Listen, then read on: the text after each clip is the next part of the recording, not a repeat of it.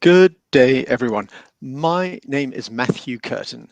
I'm Senior Editor at Scope Group and would like to welcome you to the Scope Ratings webinar.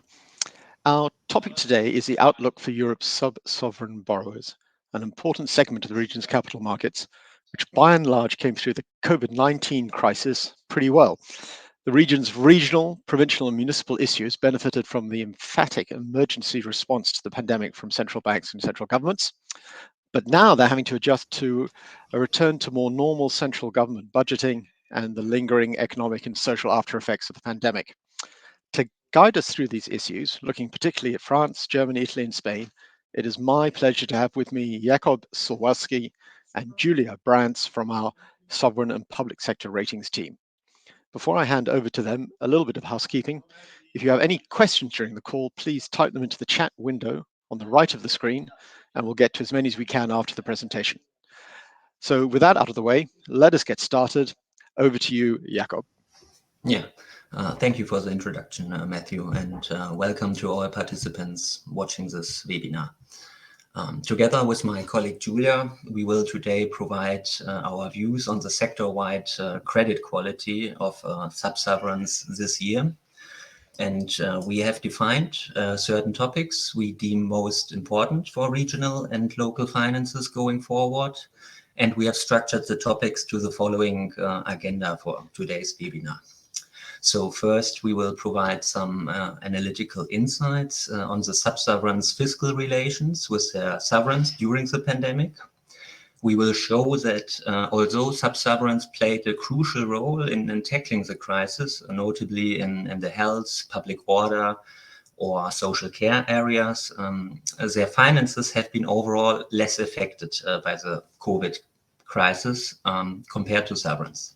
In the next section, we will provide our view on the post-pandemic budgetary challenges in the context of a gradual withdrawal of extraordinary budget support on the one hand, and the sub-sovereigns' own recovery, which we expect to be uneven on the other hand.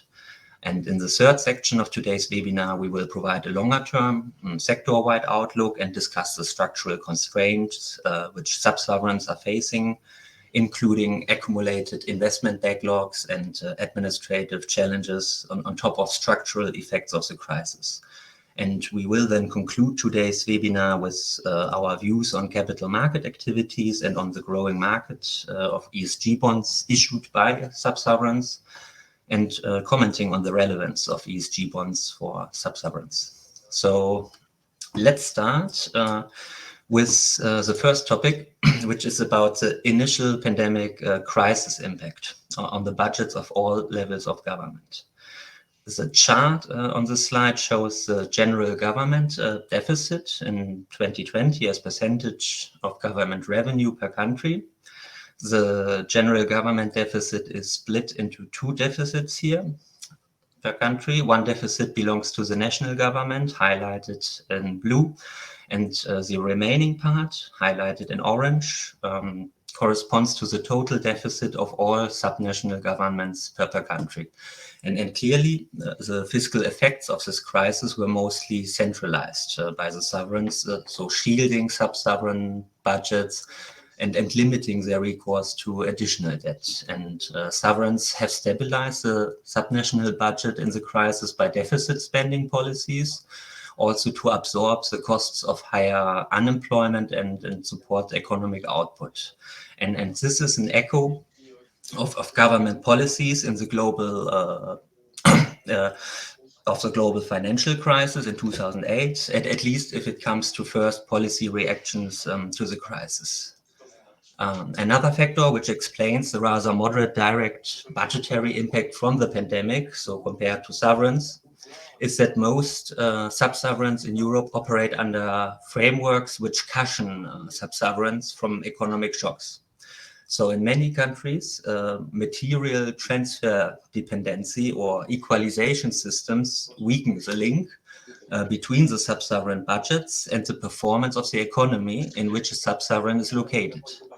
And on the revenue side, many sub-sovereigns also receive a larger share of share taxes, which are typically redistributed or adjusted by additional transfer mechanisms.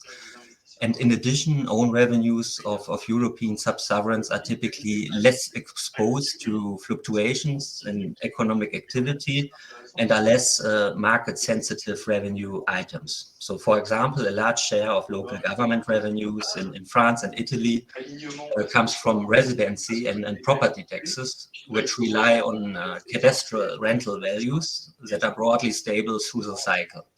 And these features, which are typical in Europe, weaken the link between the sub-sovereign's tax revenues and their economic performance. And finally, sub-sovereigns typically benefit from a certain degree of expenditure flexibility due to the rather large shares of their capital expenditure to total expenditure. And typically, a material proportion of capital expenditure can be rescheduled or resized, implying a greater expenditure flexibility subject to the level of quality of infrastructure. I pass now over to Giulia, who will refer on those budgetary aspects in greater detail and explain why sub-sovereigns, in our view, will face several challenges in their return to ordinary budgeting following the substantial support provided by the sovereign, which has shielded the finances from the COVID pandemic in the last 2 years. So, Giulia, please, over to you. Yes, thanks, Jakob. So we focus now on the key challenges that we see that will determine budget performance this year in the sub-sovereign sector. So first, on the revenue side, certainly there is still this year some uncertainty on how the COVID-19 pandemic will evolve and its effects on the economy. But overall, we see a continuation of the robust economic rebound. And so this would also translate into a gradual recovery in own sub-sovereign revenue. But at the same time, as the crisis subsides, we also expect central government to withdraw the generous transfers allocated to sub-sovereigns in the past 2 years. Here we have an example in the left hand side of the slide. This example focuses on the city of Milan, one of our public ratings. And while we see that even during the shock, overall, the in absolute terms, operating revenue has remained quite robust in absolute terms. But if we focus on the composition, we see a dramatic change with the transfers doubling, basically, from central government, and so covering the own revenue shortfall. So given such reliance on central government support, the quick question now for this year is, will the own revenue recovery of sub-sovereigns come back on time vis-à-vis the withdrawal of the central government transfers?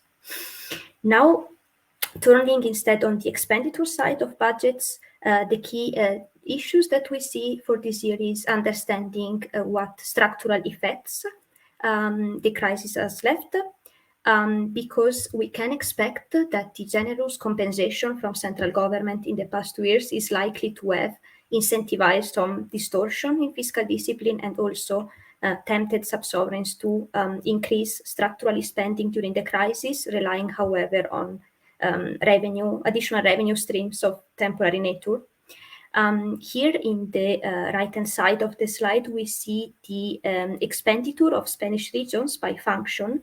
And we see that in general, sub-sovereign expenditure tend to show an cyclical structure because there are a large share of spending in the areas such as healthcare and education. And this certainly favors the extraordinary support of central government during shock.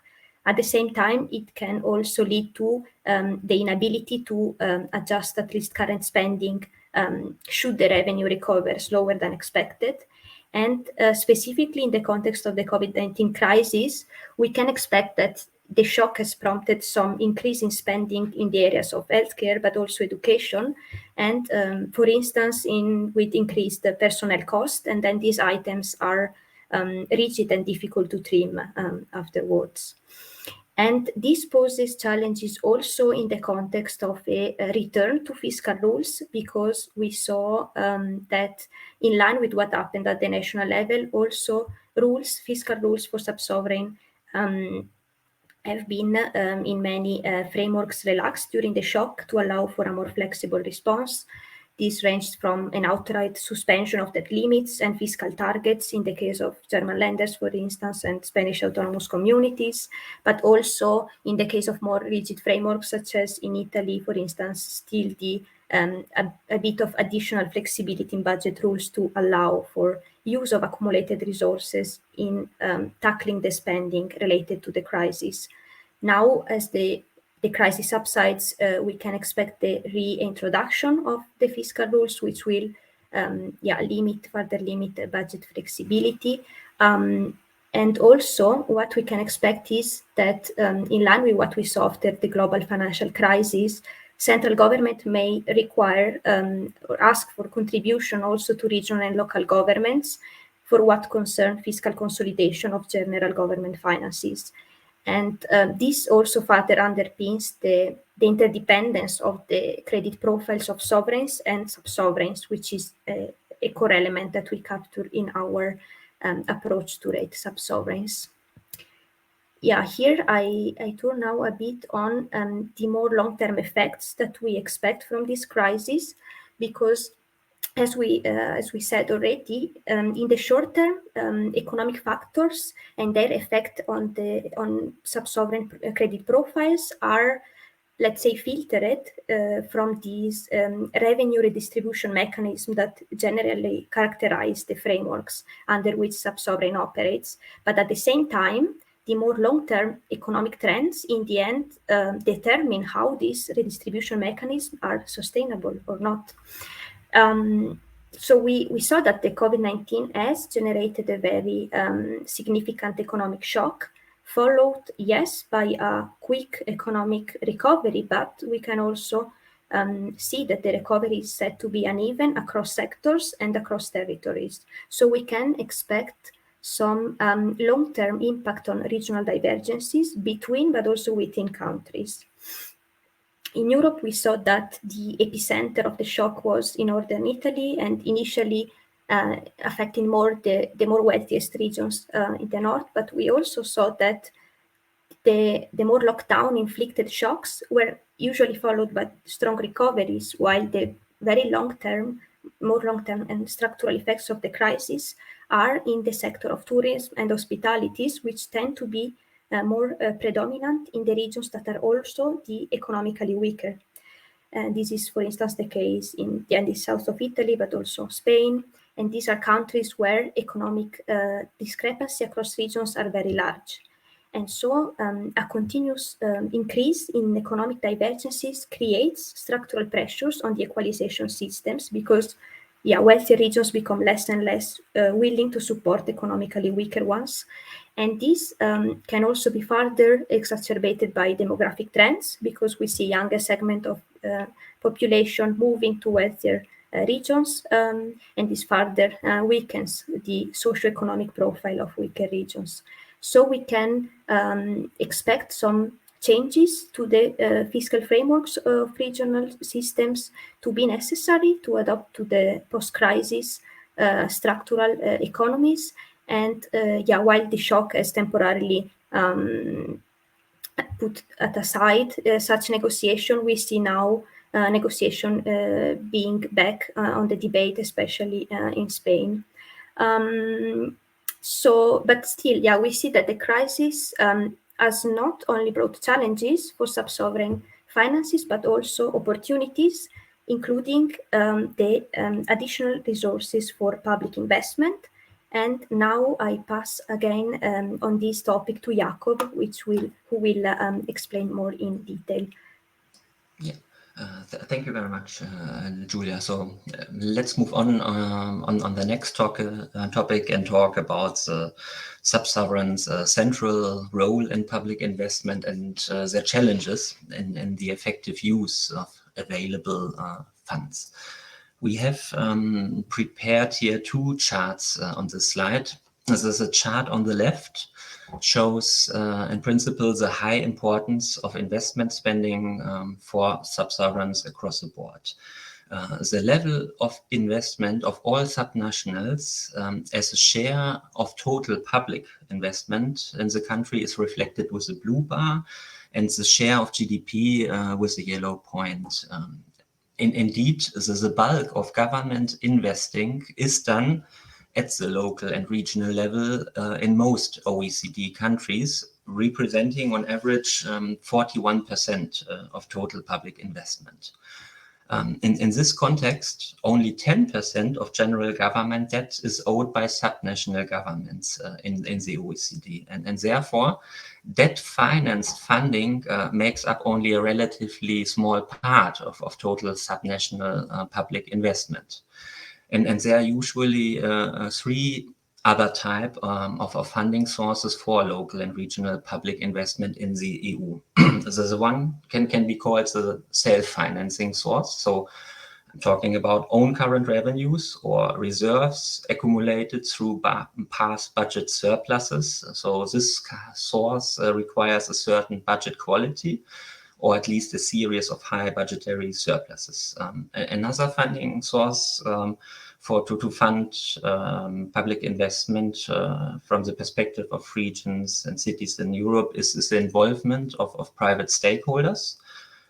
This can be done through off-budget schemes like certain public-private partnership schemes, which have grown in importance in some countries over the past decade, but mostly in countries with more robust financial institutions. So this funding source requires a certain knowledge on financial instruments, also by the sub-sovereign, a participating supportive bank, and such constructs must also comply with the fiscal rules under the framework as the sub-sovereign operates. Therefore, finally, a critical funding source for subnational investments is the so-called capital transfers. So money received either from the central government or contributions or other kind of support from supranational institutions like the EU. And here the overall 800 billion euro NGEU funds via the Recovery and Resilience and the REACT EU facilities on top of funds via the multi-annual framework are strongly supportive for higher public investment over the next years. In addition, these funds are asymmetrically distributed towards countries in economies which are structurally weaker and also were more affected by the pandemic crisis, such as Italy and Spain. And in this context, we expect sub-sovereign governments, especially in Italy and Spain, will play a key role in the implementation of those funds. And then coming to the other chart now on the right, which shows the country averages of the quality of governance at the regional level. This is captured by the 2021 now version of the European Quality of Government Index, an index which measures the institutional quality at the regional level in the European Union based on three components. One is the perception of corruption risks, the second, the quality, and third, impartiality of the public services provided by a sub-sovereign. So this governance indicator is based on surveys. And according to this index, as reflected in the chart here on the right, there's a rather high discrepancy in Spain and Italy between the best and worst performing regions in terms of quality of the governance, according to this index, but also the best performing Italian region in terms of quality of governance comes out weaker than the average regional quality of governance in Spain, according to this index. So why did we put these charts together? We believe that while the NGEU funds represent a unique opportunity in driving economic convergence in theory, especially for structurally burdened regions in the south of Italy and Spain, sub-sovereign governments located in those weaker economic regions also display relatively weaker administrative capacities and governance quality. And the weaker governance quality can also be observed via weaker timeliness of disclosure standards in the sub-sovereign's budgeting and strategic planning. And we believe these factors also limit the degree to which a sub-sovereign's budgetary process can be improved. And in this context, and partly compensating for these structural limitations on the subnational level, we observe that ad hoc governance frameworks have been created in many countries to ensure a more robust oversight and more effective implementation, mobilization of those EU recovery funds. And to conclude this slide, we believe that increasing oversight and control systems may contribute to improve the effectiveness in the process. However, we still expect that regional and local administrations will face significant challenges in turning these substantial amounts of new EU funding into growth enhancing projects, which should be also sustainable. And challenges include fatigue in attracting also skilled personnel, and other challenges include red tape in project implementation, as well as in the monitoring of this project financing. And finally, what we want to say is that these governance challenges also partially explain the accumulated backlog, which can be often observed in those structurally burdened economies. So that's to the investment backlogs and administrative challenges. And I will hand now over to Giulia, who will explain our views on the sub-sovereign's capital market activities in general, and on the growing market of ESG bonds issued by sub-sovereigns. Giulia, please.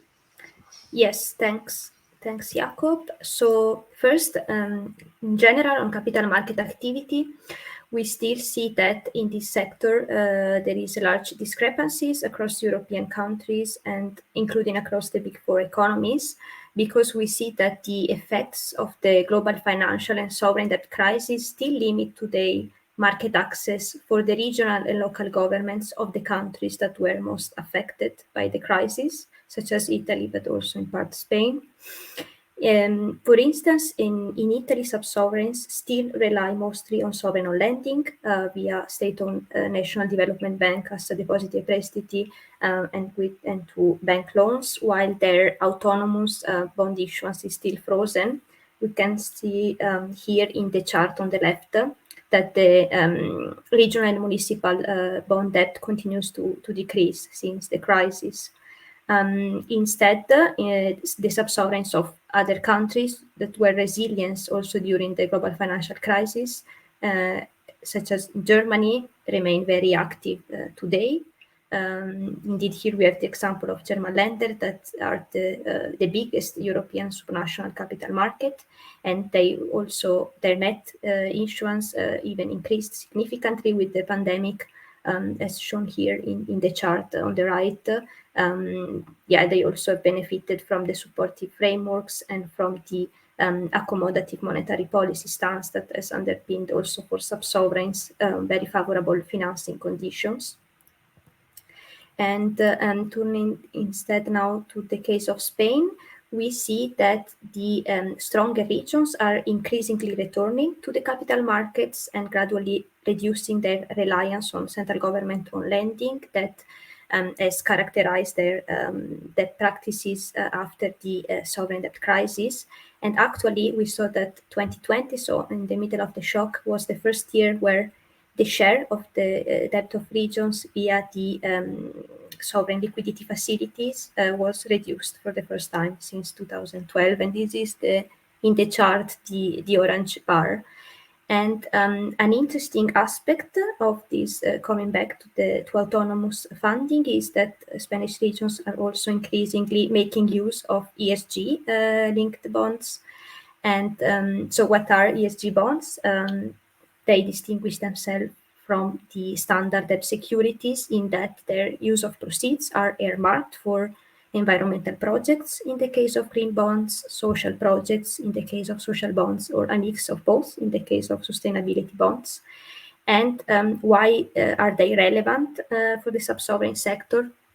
Well, given the mandates, the responsibilities of the sub-sovereign sector, with their spending that is naturally focused on infrastructure development, on healthcare, on environmental protection, which are inherently ESG-related factors. Well, this facilitates the eligibility of a large share of their spending to be funded via ESG label debt.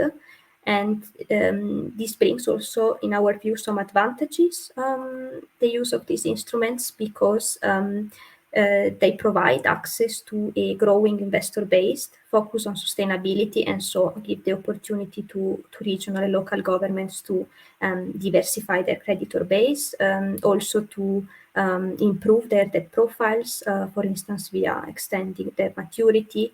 And also in general, the strong appetite for this instrument tends to ensure favorable funding conditions. But still, we also see some challenges in making use of this instrument. These include still the lack of a common standard to ensure the eligibility of spending and to prove that the allocation of the funds is to sustainability purposes and the related additional reporting costs. So overall, we see that the advantages of the ESG bonds are especially beneficial to those regional and local issuers that are trying to expand their presence on the markets, maybe after periods of limited activity. However, these additional requirements and costs still limit a more widespread adoption of this funding. And we see this also in the comparison between the key role that these instruments are playing for Spanish regions in their return to autonomous funding, while, for instance, in the case of German lender, which were always able to maintain a very strong presence in the market also during crisis, and that they can count on already on a stable and diversified investor base, they still remain today more a secondary type of instrument. But still, overall, we see a growing market. We have here in the right some selected issuer, and so overall, we think that it will still take some years for this market to mature, but at the same time, the strong and growing political will towards more sustainable economies, and also developments such as the EU taxonomy will contribute to the standardization and to the maturity of this market. So this concludes the discussion of our key themes, and I hand over now to Jakob for a wrap-up of our the main conclusion of our presentation today, and I thank you for your attention so far. Great. Thank you, Giulia. So let me wrap up this webinar and mention first our rating approach on sub-sovereign, which is framework driven, meaning we acknowledge the importance of the relationship between the sub-sovereigns and their sovereign as a key rating driver. And with our approach, we recognize that the ultimate recourse of a sub-sovereign to honor its obligation during financial stress scenarios is not only its own balance sheet, but rather the willingness and ability of the sovereign to provide additional resources. And the COVID-19 shock demonstrated the relevance of such an approach. And the pandemic also proved that the design of the institutional frameworks under which sub-sovereigns operate has played a key role in implementing an effective response to the crisis. So overall, we would assign a stable credit outlook for European sub-sovereigns in 2022, with the main transmission channel to sub-sovereign credit ratings coming A, via possible sovereign rating actions, or B, changes to institutional frameworks. And with regard to the frameworks under which sub-sovereigns operate, we expect that the pandemic-related economic transformations will also shape the future of intergovernmental relations and subnational finances. And in the short term, we highlighted that with varying degrees across frameworks, economic factors are cushioned in their effects on sub-sovereign credit profiles through central government transfers or revenue distribution mechanisms, additional transfers.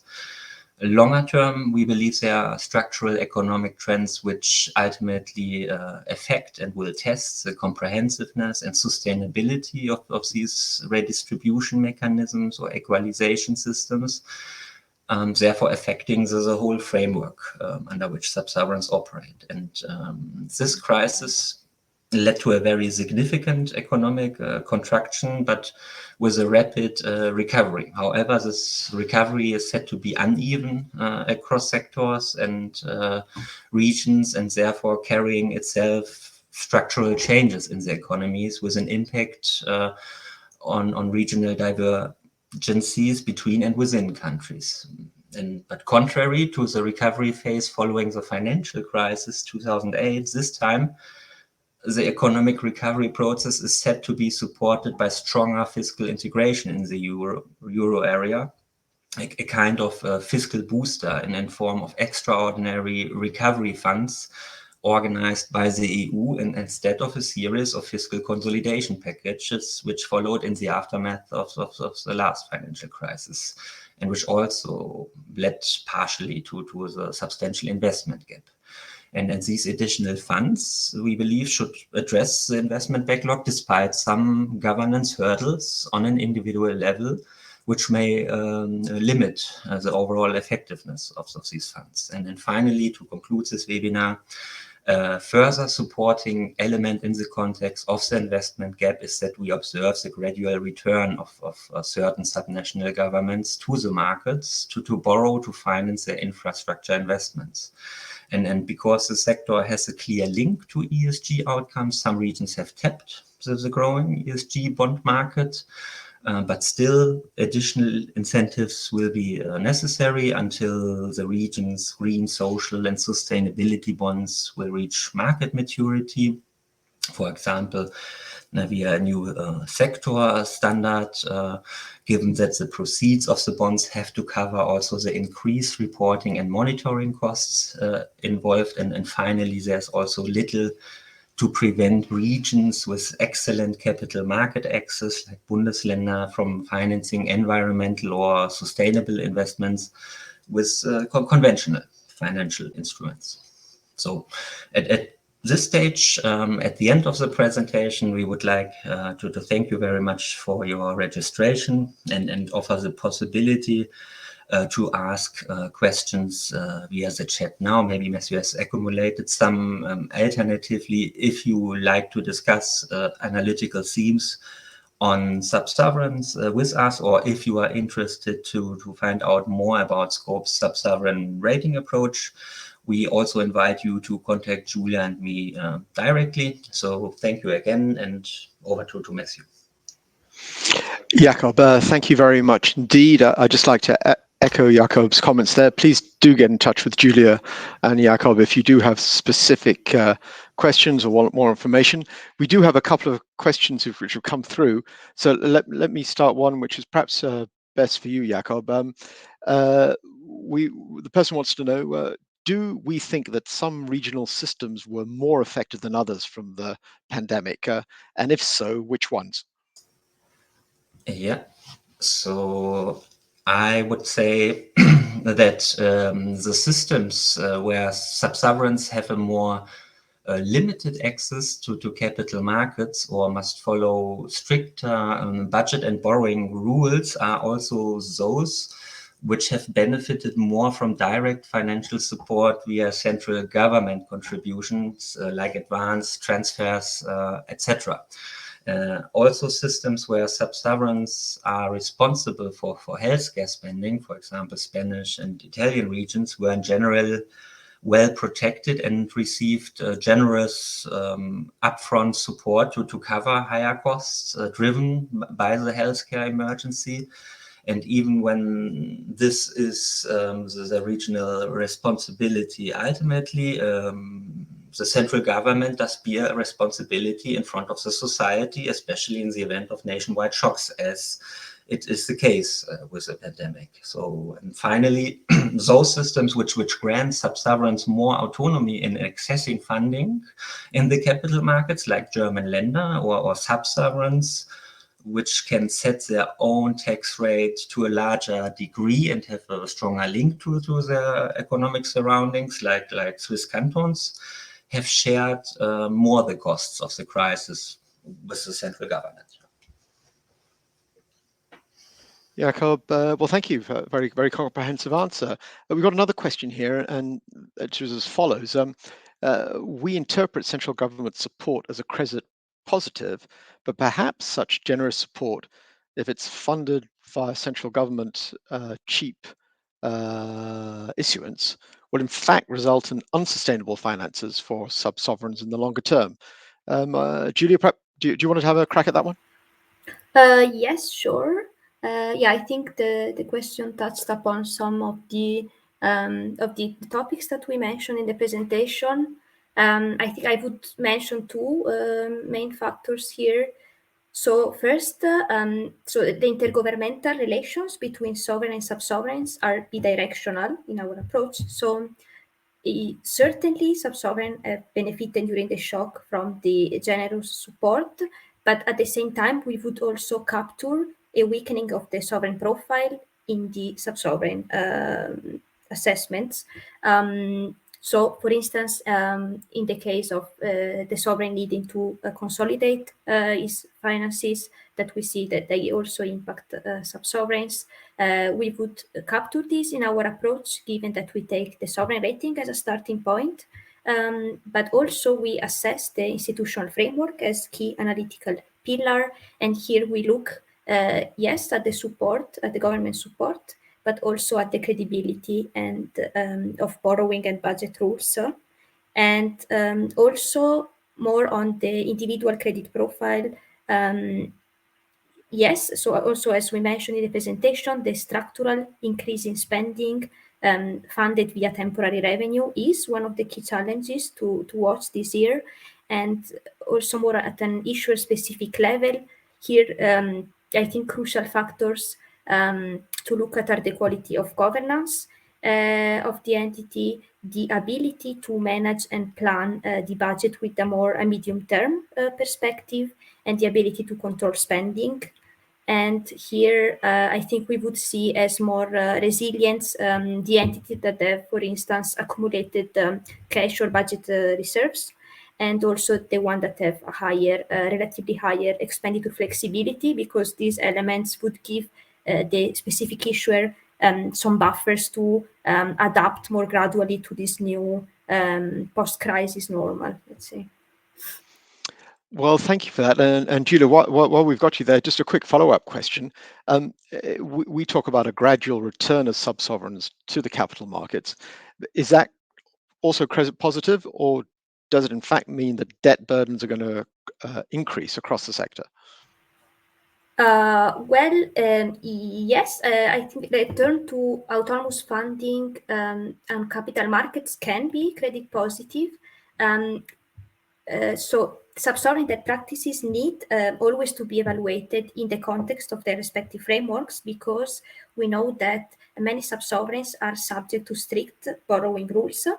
For instance, many are allowed to issue debt only to cover investment spending. In some cases, they need to cover repayment with the current part of their budget.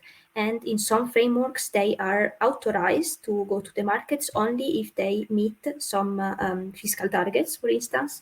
So depending on the credibility of the frameworks and of the rule in place, we can have, in some cases, confidence that the sub-sovereigns that are active in the markets have also solid credit fundamentals. And so in this case, more autonomous issuance replacing sovereign on lending can be at favorable terms and can give access to a more diversified investor base, as we said, also via ESG issuance, for instance. So yes, in these cases, depending on the credibility and stability of the framework under which they operate, increased autonomous issuance can be credit positive.